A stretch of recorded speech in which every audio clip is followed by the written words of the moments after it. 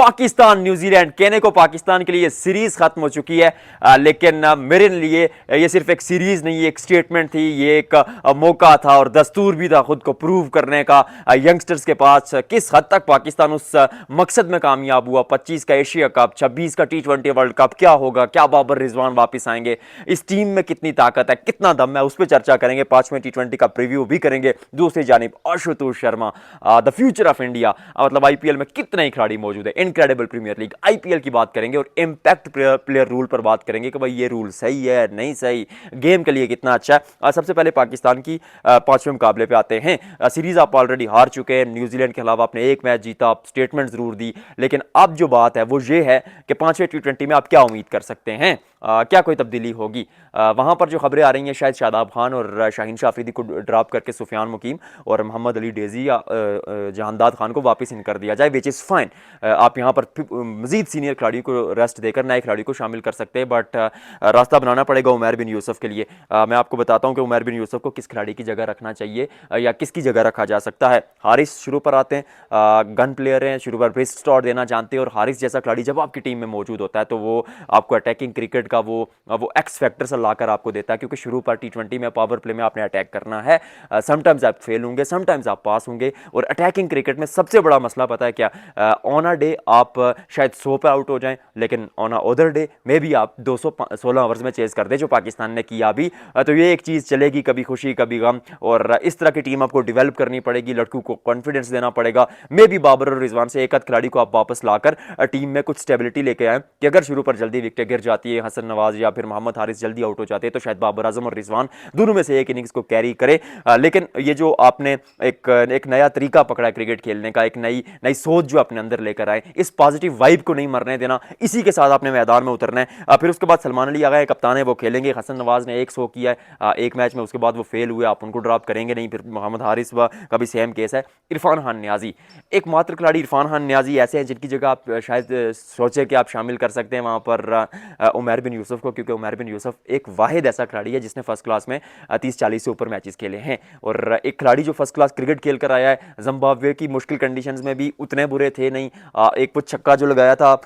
Point के ऊपर से, मतलब दर्शाता तो है कि कितनी काबिलियत है उनमें, दिखाता तो है कि कितना हुनर है। तो फिर वैसा खिलाड़ी आपके पास मौजूद है तो एक मुकाबला तो उसको देना बनता है। तो आप कहीं ना कहीं इरफान न्याजी को ड्रॉप कर सकते हैं, क्योंकि सच कहूँ तो इरफान न्याजी जो है उन्होंने अपने करियर का आगाज as a medium fast bowler किया था, और उसके साथ वो ऑलराउंडर थे। पाकिस्तान टीम में आते ही वो बल्लेबाज कैसे बन गए समझ नहीं आती, और बल्लेबाज हैं भी तो शायद 5वें नंबर के नहीं है, आप उनको 6-7वें नंबर पर एज अ फिनिशर खिला सकते हैं। तो मिडिल ऑर्डर में अगर इरफान न्याजी के को छोड़कर आप उमर बिन यूसुफ को खिला दें तो which will be a better option. फिर अब्दुल समद वहां पर मौजूद है, पिछले मुकाबले में रन बनाए, जो लाइक टू लाइक रिप्लेसमेंट शायद बन सकती थी कि अब्दुल समद को आप ड्रॉप करके ऊपर कहीं उमर बिन यूसुफ को खिला दें, शायद तीसरे नंबर पर, या फिर हारिस को नीचे खिला दें, या सलमान अली आगा चौथे नंबर पर बल्लेबाजी कर ले। लेकिन सलमान अली आगा ने मेरे राय के मुताबिक रिक्वेस्ट की है पाकिस्तान क्रिकेट टीम मैनेजमेंट से, मतलब कप्तान होने के बाद बावजूद रिक्वेस्ट की है, ये देखिएगा कि मुझे नंबर 3 पर खिलाया जाए। तो वो भी शायद अपनी बारी छोड़े ना, तो फिर जो बात बनती है वो फिर बनती है इरफान खान न्याजी पर, या फिर हारिस को नीचे खिलाया जाएगा, या फिर सलमान अली आगा शायद एक आध मुकाबले में चौथे नंबर पर आ जाए। Anything can happen. और फिर अब्दुल समद ने अगर रन बनाए तो आप उनको खिलाएंगे। अब्बास अफरीदी जो मुकाबला खेले परफॉर्म किया है, और मुझे पर्सनली लगता है कि इस वक्त पाकिस्तान में अब्बास अफरीदी से बेहतर गेंदबाज नहीं है। वो नाम को छोड़िए, वो कद को छोड़िए, वो परफॉर्मेंस को देखिए पिछले 1.5-2 साल में, तो अब्बास अफरीदी ने PSL से लेकर डोमेस्टिक और उसके साथ साथ इंटरनेशनल में भी बहुत आला क्रिकेट खेली है, और उम्मीद की जाती है कि वैसा ही खेलेंगे। शाहीन शाह अफरीदी को अब शायद ड्रॉप करने का सोचें, मैं तो कहता हूँ हारिस को भी, हारिस का चले खेलना इसलिए बनता है क्योंकि पिछले 2 मैचेस में परफॉर्मेंस बहुत अच्छी थी, अच्छी गेंदबाजी की, तो हारिस को आप कंटिन्यू करेंगे, और इन कंडीशंस में जहां पर पेस और बाउंस रिक्वायर्ड होता है तो आप वहां पर हारिस को खिला सकते हैं। बट शाहीन क्योंकि एक तो फॉर्म में नहीं है, तो फिर आप शाहीन को बाहर बिठा कर खिला दें।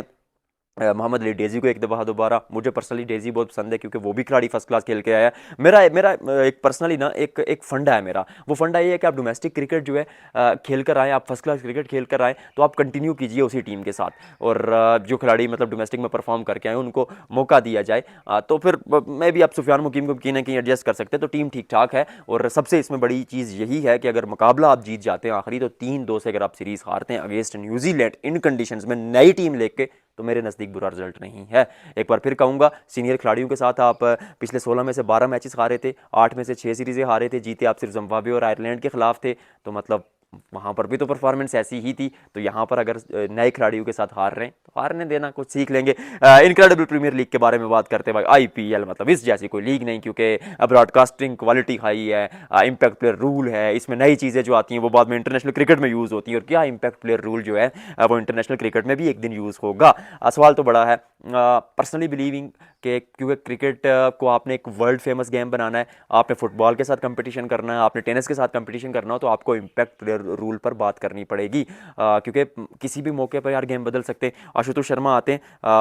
मतलब तने तरखा मुकाबला खींच के चले जाते हैं, किसी को कोई उम्मीद नहीं थी कि आशुतोष शर्मा किस तरह की बल्लेबाजी करेंगे या आशुतोष शर्मा है कौन, मतलब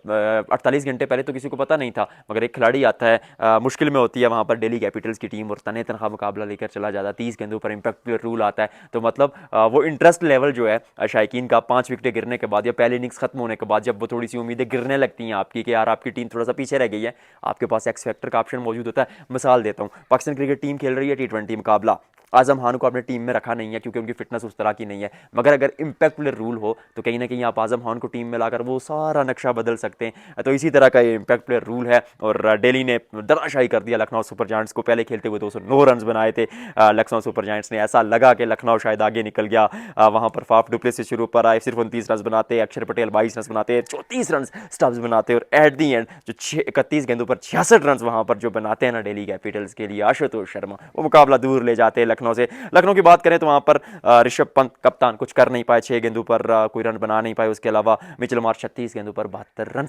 अच्छे दिखे, शुरू पर अटैक किया, बट मतलब इनफ का तो नहीं कहूँगा, स्कोर ठीक ठाक था, अच्छी बल्लेबाजी की थी दिल्ली कैपिटल्स ने। और दिल्ली कैपिटल्स की अगर मैं बात करूँ ना तो इस टीम का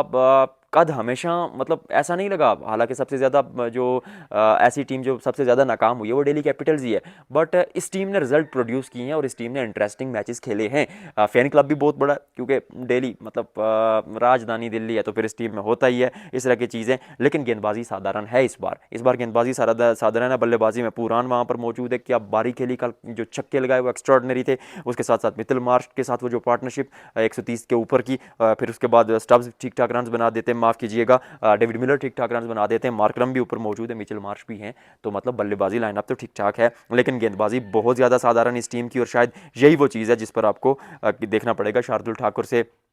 अब गेंदबाजी करा देते हैं, शहबाज अहमद, रवि बिश्नोई, मतलब कद उतने बड़े हैं नहीं, और आईपीएल में जब आते हैं तो मुश्किलात होती हैं। अभी चल फाइंड आउट की चीज़ें किस तरह जाती हैं। इम्पैक्ट प्लेयर रूल मुझे लगता है इंटरनेशनल क्रिकेट में आ जाना चाहिए, आपको क्या लगता है? इसका जवाब दीजिएगा, और आज की वीडियो में फिलहाल इतना ही, आपसे मुलाकात होती है कल।